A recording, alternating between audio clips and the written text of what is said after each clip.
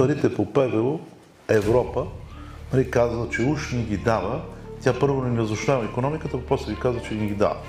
А те са нашите пари. Ние даваме 1 милиард всяка година вноска в Европа, за да можем с тези 1 милиард да захранваме европейската икономика. 85% от електроенергията в България се харчи от битовите потребители, от всички нас. Къщи, битовите потребители. 15% индустрия. Преди беше обратно. И сега вижте за какво искат тези да правят тези солари и тези ветрогенератори. Колко е объркана системата. Не е объркана, тя е объркана за нас хората. За тях е много добре.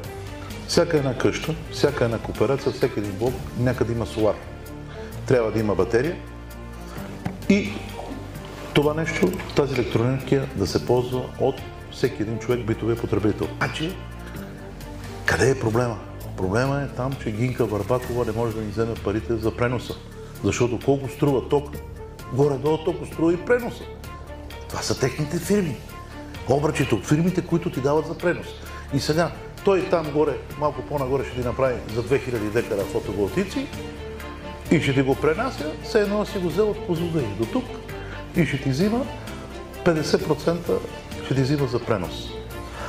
Цялата система, цялата тази работа е направена, всичко е, в България, което се прави, е всичко за цел кражба. Ние ви подкрепяме, скачаме, не трябва да разрешаваме това нещо. Казвам ви откровено, твърдо. Няма да имаме почва. Тази почва не е наша. Тя ни е дадена на нас. И ние трябва да оставим на нашите поколения. Ние обличаме нашите деца. Няма значение на кой се води земята. То трябва да има правила.